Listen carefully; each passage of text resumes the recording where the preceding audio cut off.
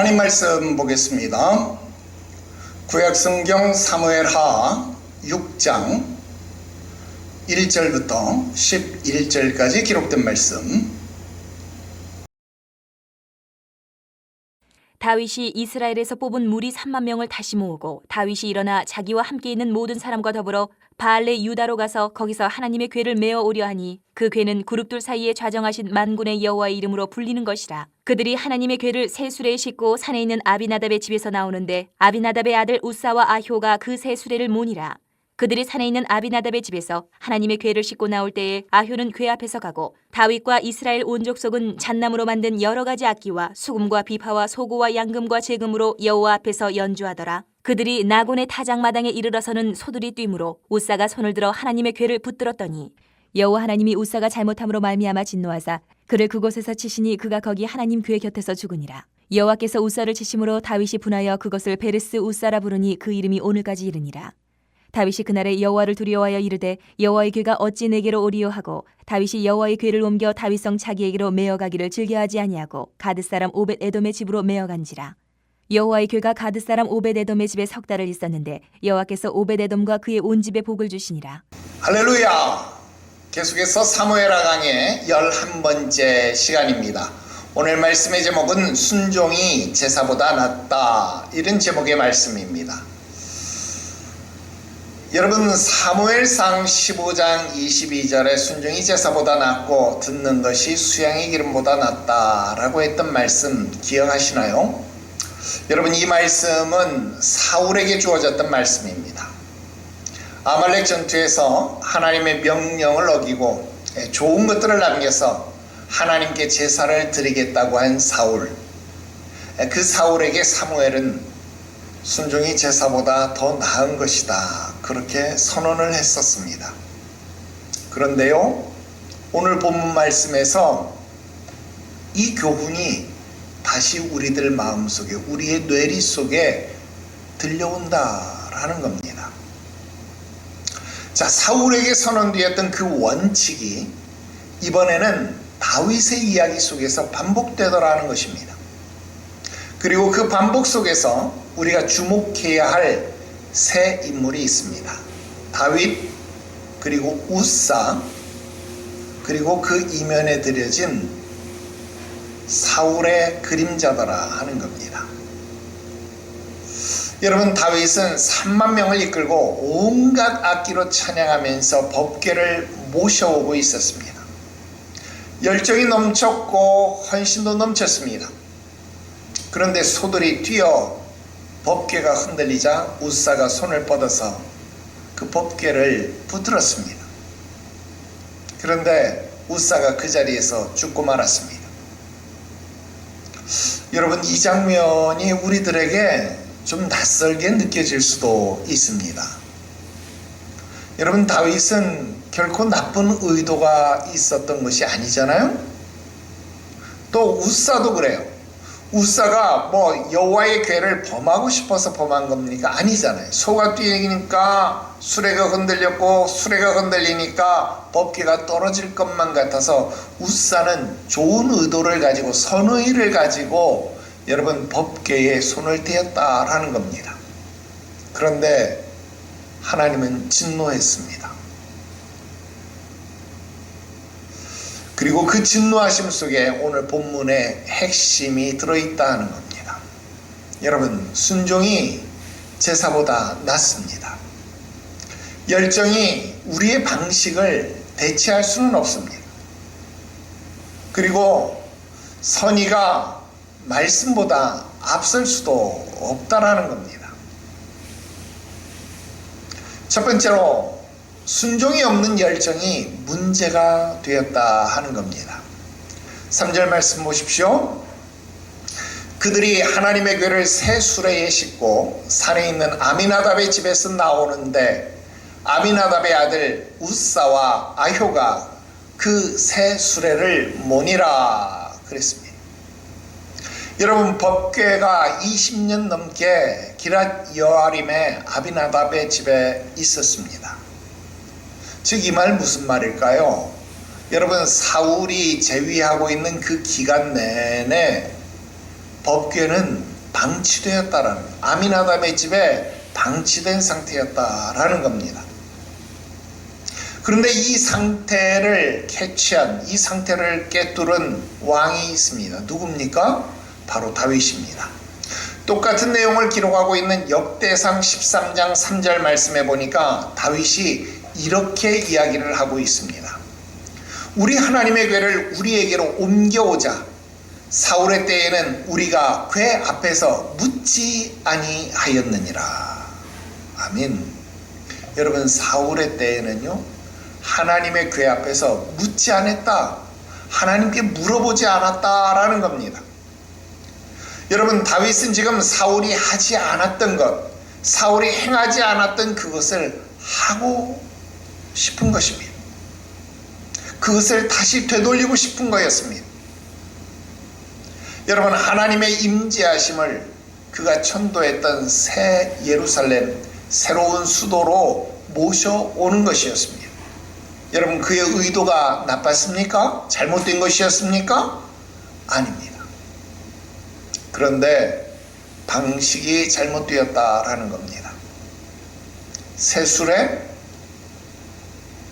바로 이것이 문제였습니다. 여러분, 법궤 운반에 관한 율법은요, 명확히 기록하고 있습니다. 민수기서 4장 15절과 또 7장 9절에 고핫 자손이 법궤를 어깨에 메어야 한다. 여러분, 이건 분명히 명시되었고, 여러분, 모세 때부터 누차 행해져 왔던 그들에게 바꿀 수 없는 원칙이었다라는 겁니다. 채를 꿰어서 어깨로 매는 것, 그것이 하나님이 정하신 방식이다라는 겁니다. 그런데 다윗이 선택한 새 수레에 싣고 오는 방식, 여러분, 이게 어디서 온 겁니까? 그렇습니다.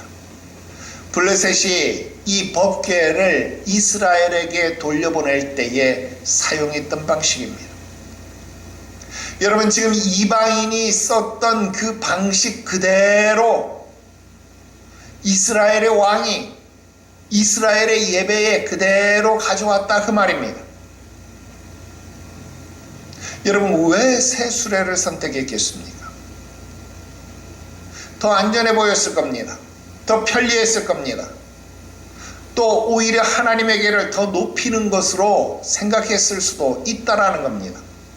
여러분, 사람이 메어서 오는 것과 수레에 싣고 오는 것, 여러분, 요즘으로 따지면 어떻게 비유할 수 있을까요? 사람이 메어오는 것, 그럼 꽃가마 타는 거겠죠. 가마를 타고 오는 거죠.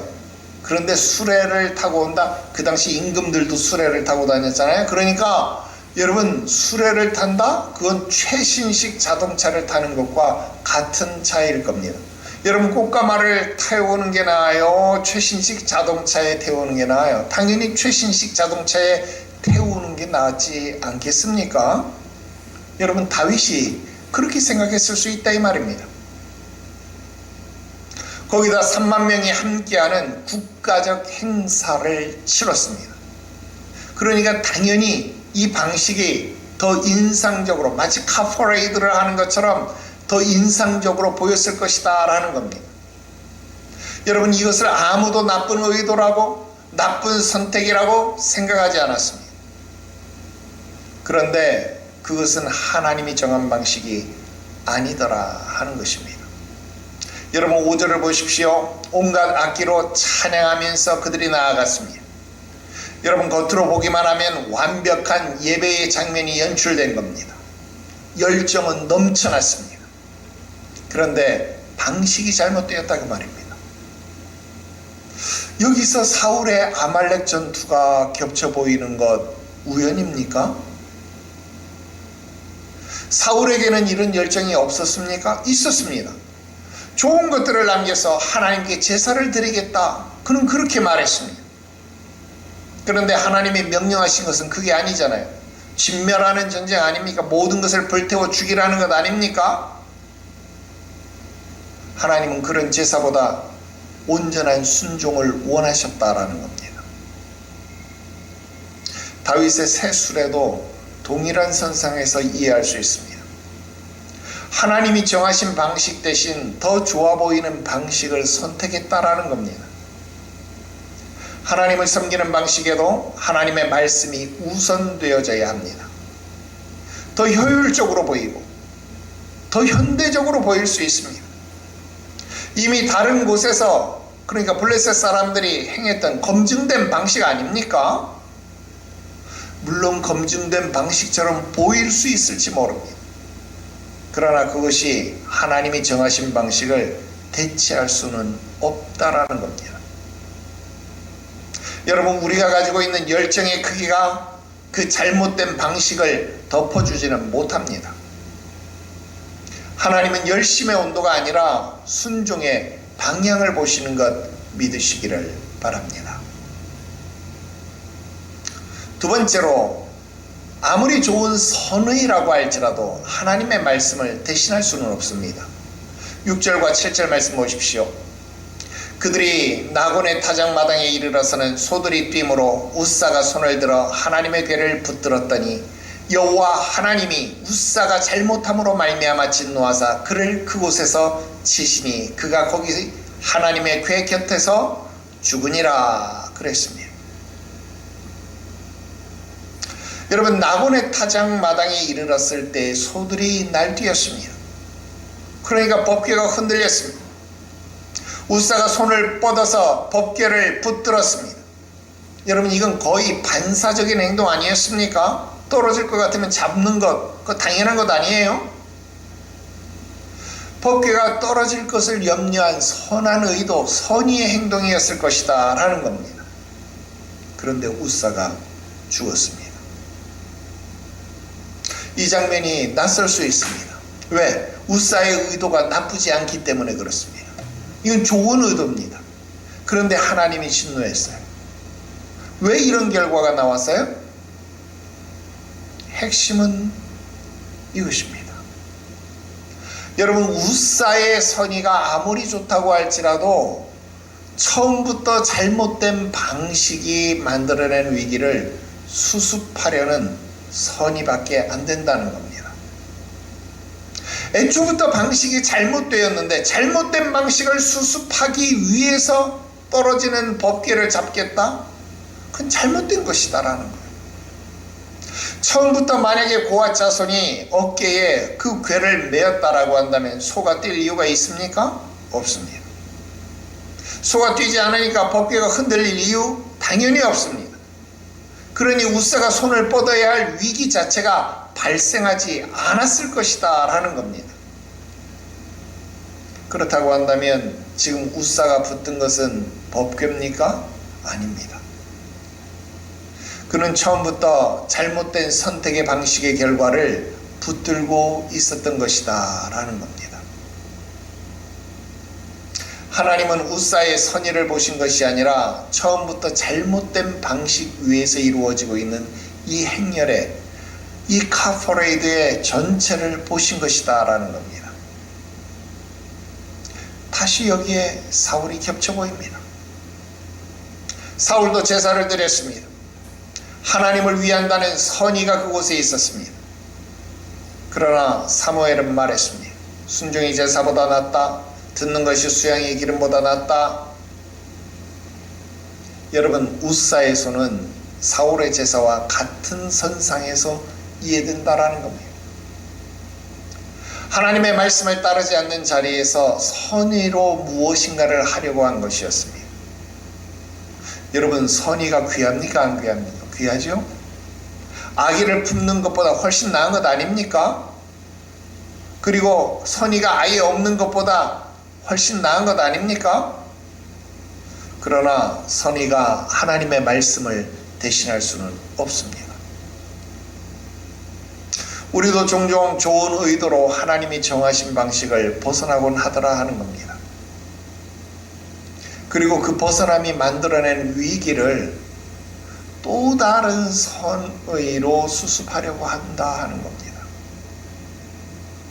그러나 처음부터 하나님이 보고 계시다라고 하는 것은 선의의 크기가 얼만큼 되느냐, 노노, 그게 아니라 방식의 방향을 하나님은 보신다라는 겁니다.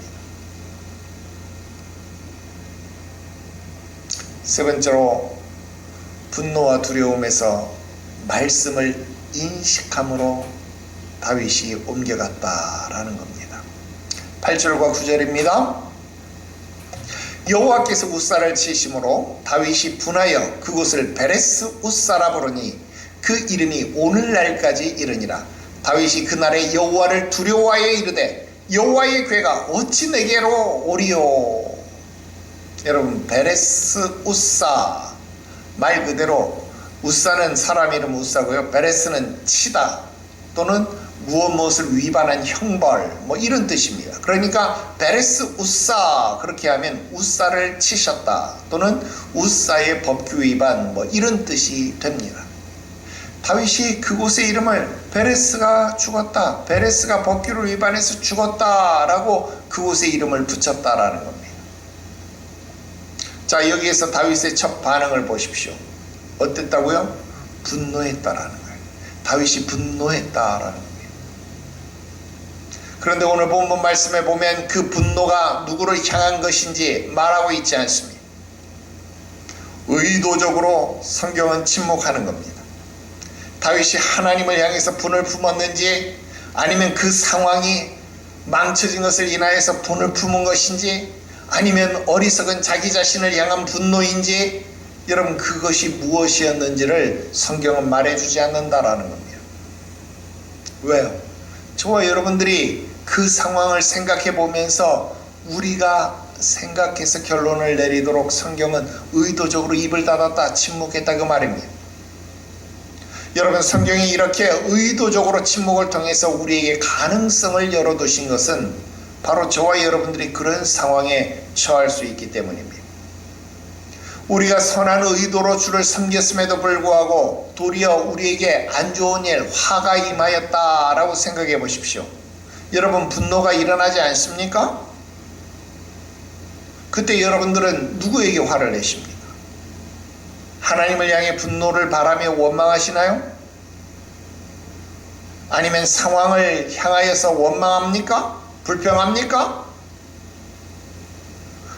그것도 아니면 이런 상황에 내몰린 자기 자신, 지지리도 못난 내 자신을 원망하면 나 자신에게 분노합니까?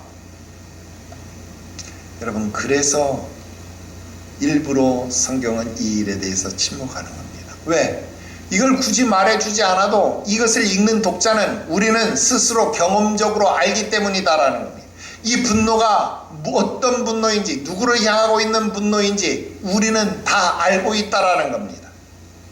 하나님에 대한 원망도 있었을 겁니다. 이 상황에 대한 불평도 있었을 겁니다. 자신의 못남을 인한 그런 분노도 있었을 것입니다. 그러니 성경은 침묵하는 겁니다. 그 분노가 어떤 분노였든지 간에 그 이후에는 무엇이 찾아왔나요? 두려움이 왔습니다. 다윗이 두려워하여 여호와의 괴가 어찌 내게로 오리요. 이제 다윗은 더 이상 여호와의 괴를 예루살렘으로 가져올 것을 포기했습니다. 여러분, 분노했다, 포기했다, 두려워했다. 여러분, 이 반응을 보면 지금 다윗이 아직 핵심 사항에, 핵심 이해에 다가가지 못했다라는 것을 우리는 알 수 있습니다. 여러분, 분노는 자기 자신의 계획이 무너진 것에 대한 반응일 겁니다. 또 두려움은 자신에게 어떤 일이 일어날까를 염려하는 반응일 수 있습니다. 여러분, 두 반응 모두 내가 왜 이런 방식을 선택했는가, 그것을 묻는 자리까지 나아가지 못했다라는 겁니다. 그러나 결국 다윗은 그 현명한 해석의 자리로 나아가게 됩니다. 똑같은 상황을 기록하고 있는 역대상 15장 13절에 보니까 다윗이 이렇게 말합니다. 전에는 너희가 매지 아니하였으므로, 어깨에 매지 아니하였으므로 우리 하나님 여호와께서 우리를 찢으셨으니 이는 우리가 규례대로 그에게 구하지 아니하였음이니라.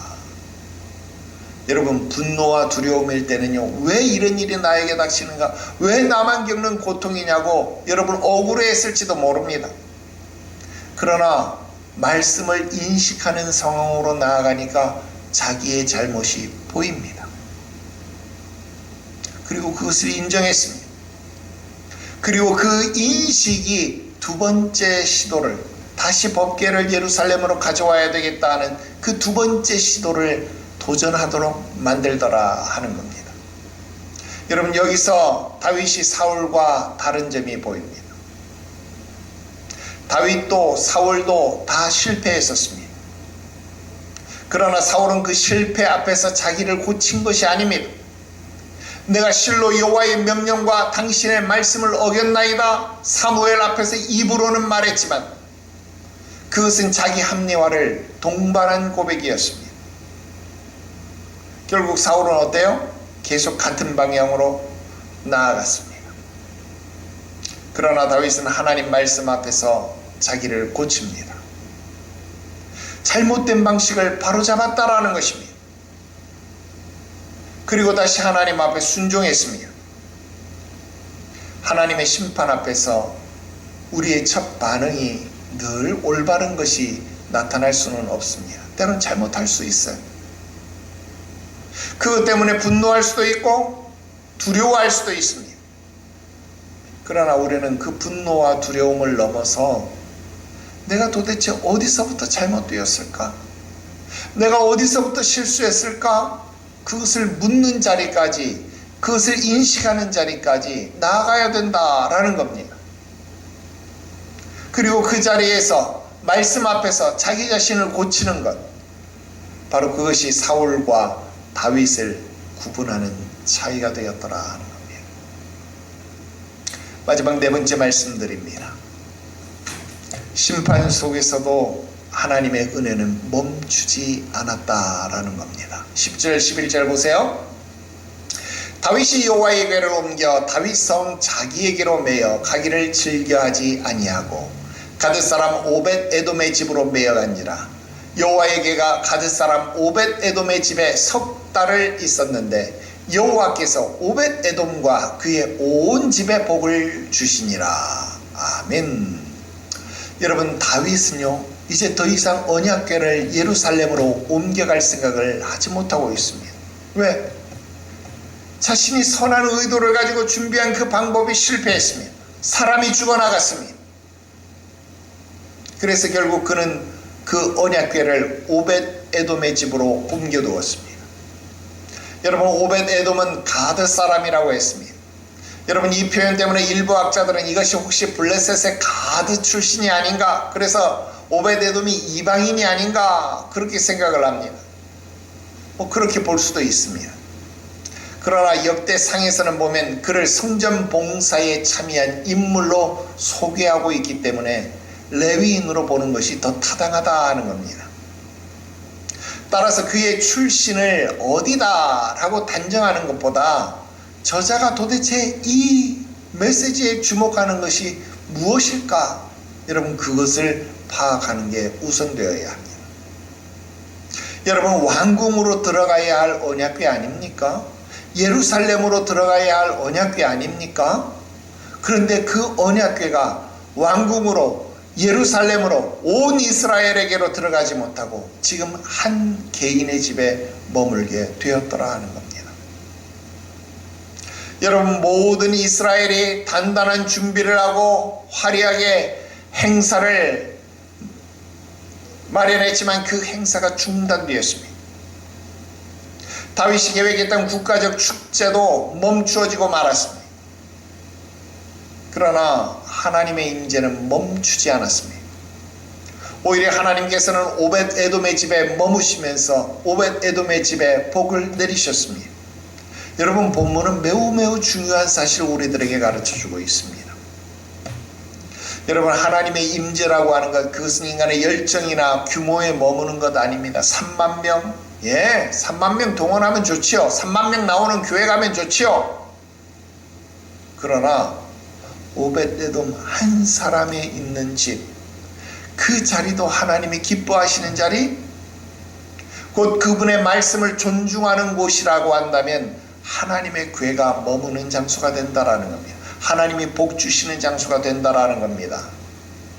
아멘. 내가 중국에 있어도 다 들려요. 여러분, 우사의 죽음으로 끝날 것만 같았던 이 이야기는요, 오벳에돔의 집에서 새로운 장면을 맞이하게 됩니다. 심판으로 끝날 것 같았던 하나님의 역사가 복으로 이어지는 겁니다. 하나님의 거룩은 죄를 심판하지만 동시에 하나님을 경외하는 자에게 복이 임하게 된다라는 겁니다.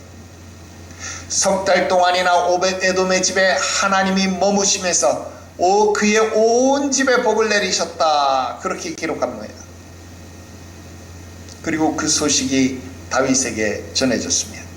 12절 말씀은 이렇게 시작합니다. 다음 주에 배울 겁니다만, 여호와께서 하나님에게로 말미암아 오벳에돔의 집과 그의 모든 소유의 복을 주셨다.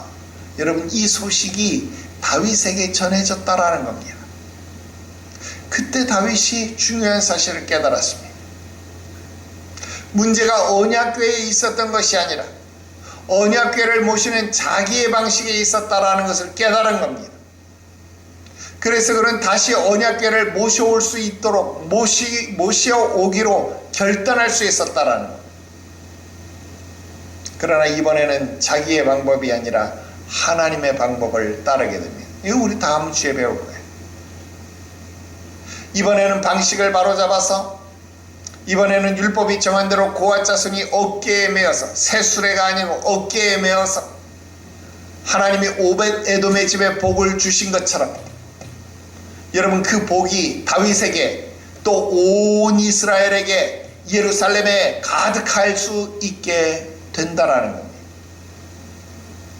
여러분, 하나님은 심판의 자리에서도 은혜의 씨앗을 심고 있습니다.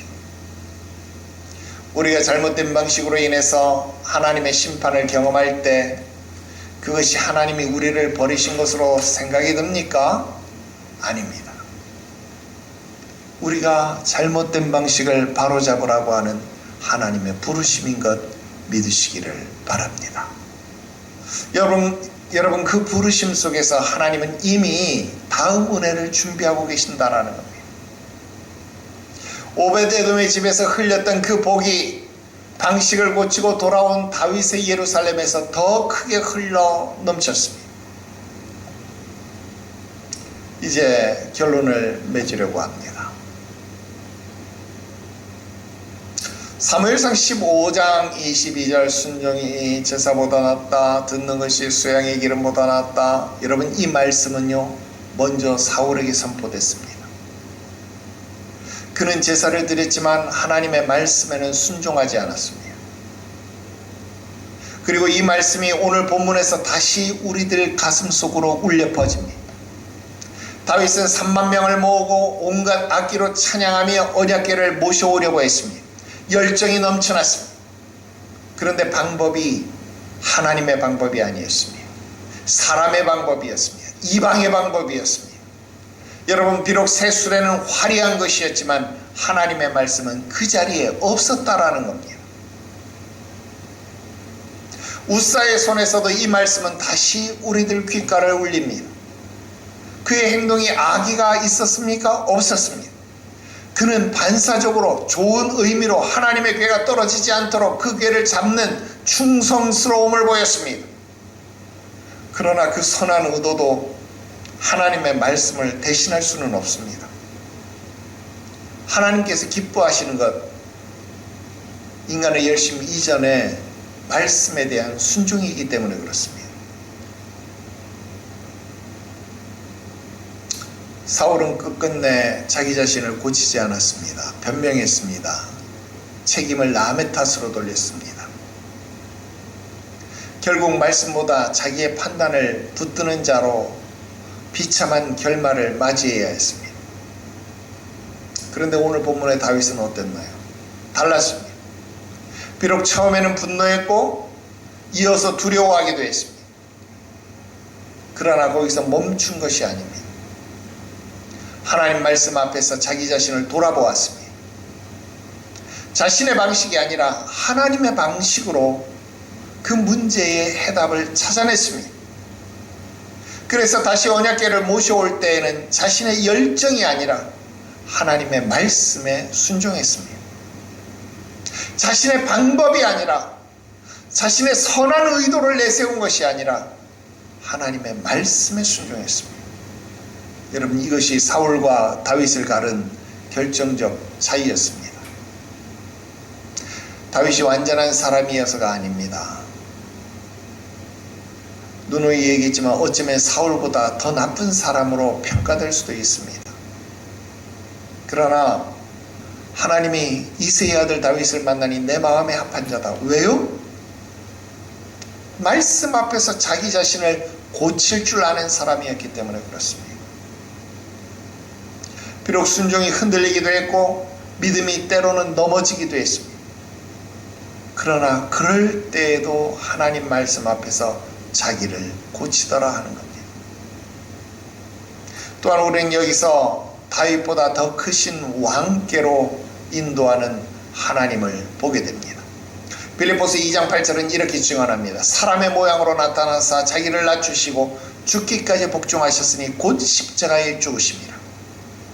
여러분, 사울이 끝내 이루지 못한 순종, 그리고 우사가 놓쳐버린 순종, 그리고 다윗이 실패를 통해서 겨우겨우 배워갔던 그 순종을 예수 그리스도는 단번에 완전하게 이루셨습니다. 인류 최초의 사람 아담은 자신의 뜻을 선택했고 이스라엘의 첫 왕 사울도 자신의 뜻을 선택했습니다. 그러나 다윗의 후손으로 오신 예수 그리스도는 다윗처럼 넘어진 것도 아니었습니다. 하나님의 뜻대로 행하였습니다. 하나님 앞에서 자기의 뜻을 내세운 적이 없습니다.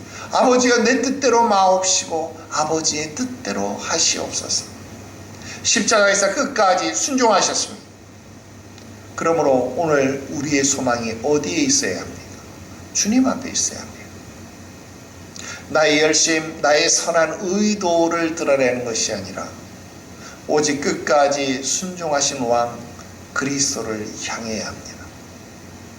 바로 그분 안에서 우리는 하나님께 나아갈 수 있는 길을 얻게 되는 것이고 그분을 따라 순종의 길을 걸어갈 수 있는 힘을 얻게 되는 것입니다. 기도 드립시다. 거룩하신 하나님 아버지의 은혜와 사랑을 감사합니다. 사울이 순종하지 못하였고 우사가 좋은 의도를 앞세우며 순종하지 못하였고 다윗도 자신의 열정을 앞세우며 하나님의 말씀을 망각하여 순종하지 못하였으나 결국 다윗은 분노에서 두려움에서 하나님의 말씀을 인식하는 곳까지 나아갈 수 있는 은혜를 입었습니다. 아버지, 우리에게도 이 은혜를 주시옵소서.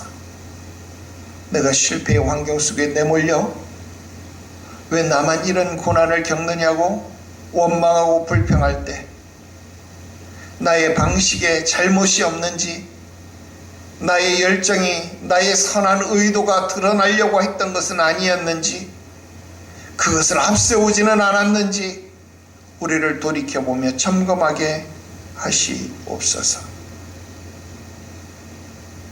심판 중에서도 멈추지 아니하는 하나님의 은혜로 말미암아 오늘도 누군가는 이기고 누군가는 승리하고 누군가는 하나님께 영광을 돌리고 있습니다. 아버지, 우리도 그 자리에 서 있게 하시옵소서.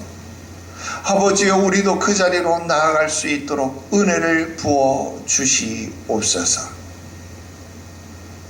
주 앞에 나아가는 믿음의 순종이 저들 마음속에, 가정 속에 있게 하시기를 구하옵고 거룩하신 우주 예수님의 이름으로 기도드리옵나이다. 아멘.